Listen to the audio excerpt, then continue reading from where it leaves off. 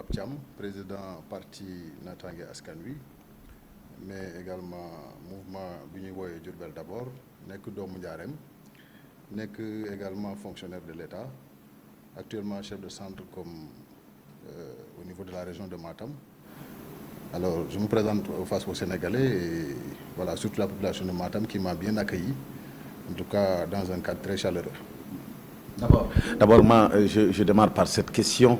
Fonctionnaire en activité, leader d'un parti, ça ne court pas les rues. Comment vous alliez les deux? Bon, très difficile parce que quand on est fonctionnaire déjà, c'est très difficile d'accomplir la mission de service public. Obligé de respecter l'obligation de réserve et de discrétion, mais également, bon, je dirais que c'est très difficile de se cantonner dans un endroit et de se focaliser sur son travail et en même temps avoir son opinion et n'a pas avoir la possibilité de le dire.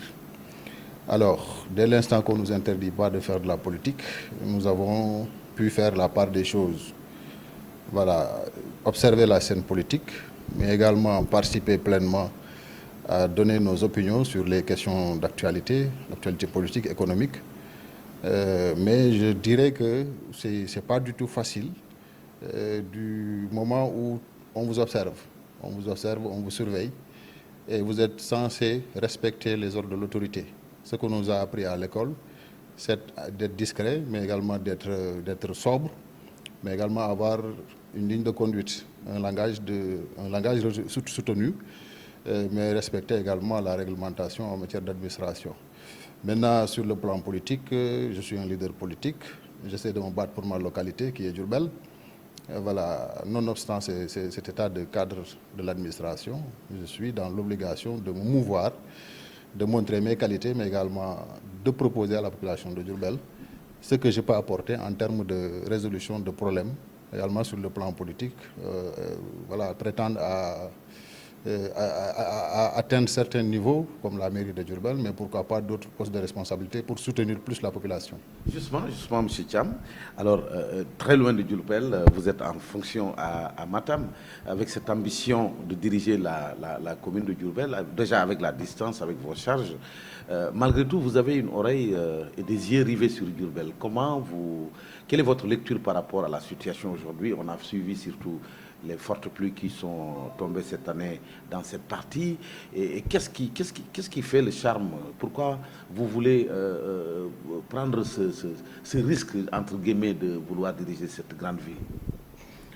Ben, c'est tout à fait normal, hein.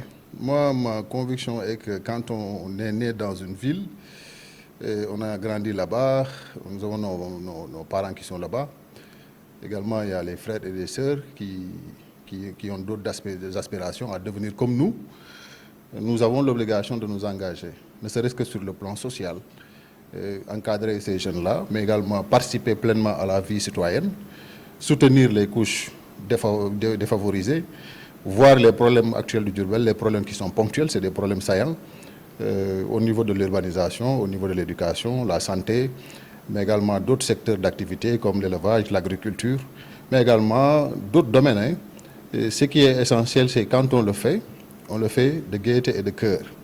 On le fait dans le cadre d'une action de bonne volonté, sans rien attendre en retour. Donc sur le plan social, c'est ce qui m'a animé à entrer dans la scène politique. Ensuite, voilà, nous nous sommes dit, pour pouvoir faire plus, nous devrons nous engager sur le terrain politique. Pourquoi pas prétendre à devenir maire de Diourbel ou président du conseil départemental, ou bien intégrer le conseil municipal ou bien le conseil départemental. Actuellement, je suis conseiller départemental au niveau du conseil départemental parce que quand j'étais candidat en 2021, j'ai eu la possibilité d'avoir au moins 3 ou 4 conseillers. Alors, ce qui m'a permis d'intégrer le conseil départemental et de participer activement aux sessions de préparation du budget, de vote du budget, d'aller contrôler également la gestion de la municipalité, chose que j'avais faite et j'avais pu quand même décrier certains comportements, certaines gestions qui sont nébuleuses au sein de la mairie de Diourbel, certaines pratiques qui sont discourtoises, mais également certaines habitudes que le maire avait l'habitude de mener. Or, moi je pense que quand on a cette mission de servir, de servir toute une population qui a confiance en vous, vous avez l'obligation de rendre tout transparent, de faire mieux pour que la population sente votre présence. Oui, mais M. Thiam, l'actuel Premier ministre Ousmane Sonko, leader de PASTEF, on se rappelle de la suite de son engagement politique. Êtes-vous conscient du risque qui est devant vous? Quel risque? On a vu avec l'ancien régime, des bisbis avec le pouvoir jusqu'à sa radiation, ou bien l'engagement que vous avez pour Diourbel vous vaut la peine? Bon, l'engagement pour Diourbel, bon, je dirais, c'est juste un engagement citoyen, c'est normal. Et je dirais que ceux qui dirigent le pays aujourd'hui, c'est des démocrates. Ils savent là où ils sont passés pour accéder au pouvoir.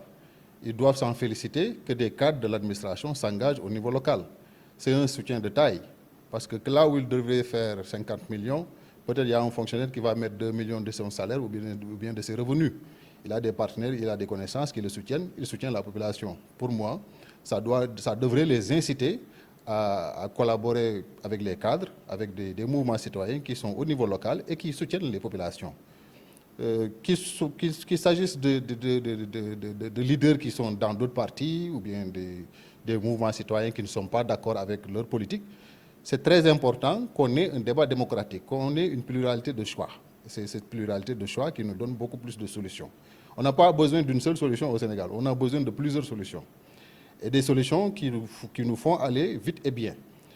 Vous parlez peut-être des conséquences que je peux subir par rapport à cela. Je l'ai dit tout à l'heure, je suis fonctionnaire, je suis conscient et je peux faire la part des choses. Je suis fonctionnaire de l'administration cadre, je respecte mon travail, je ne fais pas de politique dans le cadre de mon boulot. Les heures de travail, je ne fais pas de politique. Je suis toutes les recommandations. Et je sais que si on devait me noter également, je travaille convenablement. Maintenant, dans le cadre politique, j'ai la possibilité d'agir, d'interagir sur l'actualité politique, l'actualité économique, même si je ne suis pas d'accord avec la politique gouvernementale, j'ai la possibilité de le dire. Si j'étais magistrat, je n'aurais pas pu le faire. Si j'étais peut-être dans une autre fonction comme policier, gendarme ou autre chose, je n'aurais pas pu le faire. Mais quand même, quand on est engagé sur le plan politique et qu'on est fonctionnaire, on doit avoir un langage retenu. On doit pouvoir agir à temps, mais également on doit être objectif à tout moment. Le cas de Ousmane Sonko, le Premier ministre, moi je le félicite parce que peut-être il a traversé le désert, il s'est battu, il a gagné les élections, bon, il a donné la possibilité à son Excellence, le président de la République, Bassirou Diomaye Faye, de gouverner. Ça, c'est déjà une largesse qui n'a jamais existé dans l'histoire du Sénégal. Donc ça, il faut le reconnaître. Céder la place à quelqu'un d'autre qui occupe le poste le plus gradé de l'État, de l'administration, et qui puisse prendre toutes les décisions à ta place, ça n'a jamais existé dans l'histoire politique du Sénégal. Donc il faut le féliciter. Il a encouru des risques, il s'est exposé, on l'a sanctionné, il a subi, il a accepté de subir. Ensuite, Dieu l'a donné le pouvoir. Alors, il faut faire comme lui, et moi je pense qu'il est conscient que les gens comme lui, il en veut.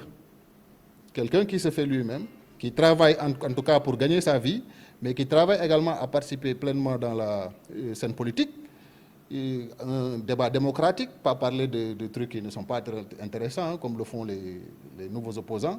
Ça, on ne le veut pas.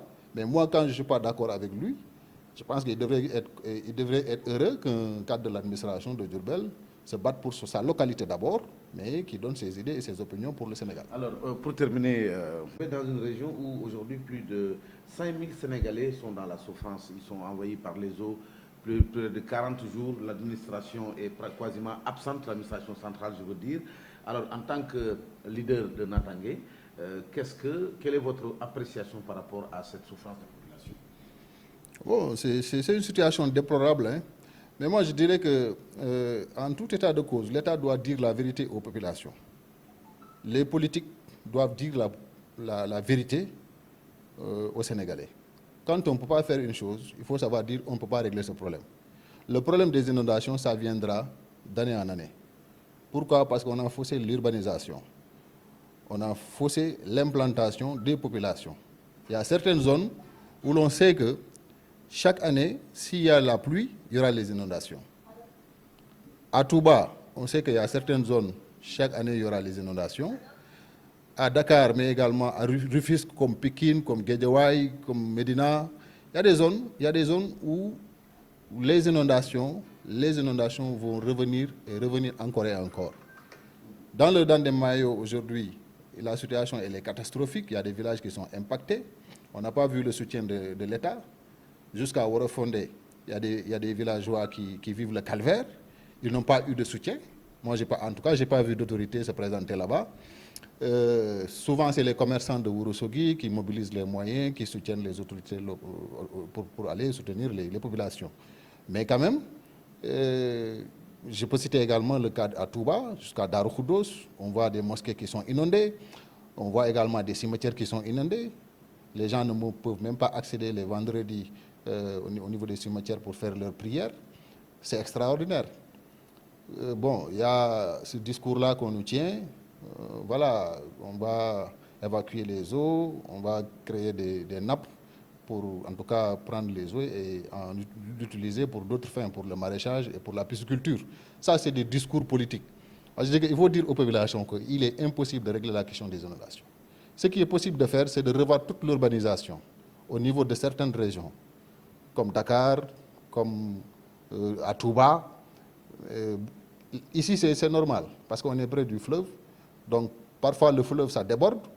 Si ça pleut également, la nappe monte. Donc, c'est tout à fait normal. Quelle est votre proposition par rapport Ma proposition, c'est quoi? C'est-à-dire, il y a certains pays, comme la Turquie. Vous allez en Turquie, il n'y a pas d'inondation. En Angleterre, il n'y a pas d'inondation. Parce que souvent, vous voyez, ils construisent en hauteur. En Turquie, c'est des montagnes. Donc, si par exemple, on revoyait l'urbanisation, on revoit également, on essaie de délocaliser certains quartiers. On a récupéré du foncier. On peut délocaliser certains quartiers, leur prévoir des sites où ils vont s'implanter. Mais également qu'on essaie de construire en hauteur. Si on construit en hauteur, on fait comment dirais-je, des évacuations qui permettent à l'eau de ruisseler et d'aller dans les, comment dirais-je, il peut y avoir des nappes où ils vont recueillir l'eau pour en faire du maraîchage et autre chose. Donc, c'est ce qui est possible. Maintenant, revoir l'urbanisation, ce sera très difficile parce que c'est une étape très compliquée. Mais comme on a pu construire le terre à l'intérieur de Dakar, on aurait pu prendre les grandes artères, en faire des canaux d'évacuation. Ça nous permettra de régler la mobilité urbaine. Il n'y aura plus d'embouteillage parce qu'à Dakar, quand vous descendez, vous prenez la Védène. Pratiquement, vous faites 2 heures de temps pour aller au Parcelles Assainies ou bien à Ouest Foire. Donc, autant prendre des initiatives dans le long terme. Quand on parle de Sénégal 2050, il faut repenser l'urbanisation totale de certaines grandes villes. Les grandes artères, quand vous allez dans d'autres pays européens, les grandes artères, les gens ne passent pas là-bas pour rentrer. Ils contournent la ville, c'est des corniches. Abdoulaye Wade en a suivi l'exemple au Maroc, a créé la corniche. Après Macky Sall, il est venu, il a continué en tout cas les travaux. Mais l'erreur aujourd'hui, c'est de continuer à dire aux populations qu'on peut régler la question des inondations. Or, c'est impossible. On veut recueillir les eaux. OK, on veut recueillir les eaux. Sur le plan de l'agriculture, qu'est-ce qu'on peut faire? On n'a pas du personnel formé pour faire de l'agriculture, de l'agrobusiness, comme le dit le ministre de l'Agriculture. Quand il fait ses calculs, il dit quand vous faites 600 hectares, chaque hectare, ça peut vous coûter 12 000 euros. Chaque hectare, vous faites une production de temps, ça peut vous donner un chiffre d'affaires de 600 millions ou 600 milliards, quelque chose comme ça. Mais en termes de business, il ne faut pas raisonner comme ça. Il faut un projet bien défini. Il faut les ressources humaines, la qualité technique, mais également il faut la qualité de la semence, mais également le sol. Est-ce que le sol peut accepter certaines cultures, mais également calculer les risques. Vous pouvez cultiver la tomate. La tomate, il n'y a pas de moyen de transport pour transporter la tomate jusqu'à Dakar ou bien dans la sous-région pour vendre. Vous perdez. Vous pouvez faire une culture d'oignons. Il n'y a pas de moyen de transport ou bien la saison n'est pas bonne. Vous perdez. Donc, il y a ceux qui veulent investir, mais le risque est que quand vous investissez, tous ces paramètres-là ne sont pas pris en compte. Les routes sont vétustes, les moyens de transport ne sont pas suffisants. Souvent, c'est des privés qui vous facturent très cher. Et j'en sais quelque chose. Quand vous prenez un camion pour transporter de l'oignon jusqu'à Dakar, presque on vous facture voilà, 5 millions ou 3 millions, un camion. Donc c'est compliqué.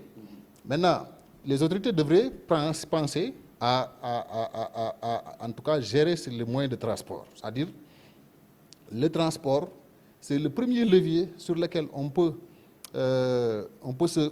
développer le pays.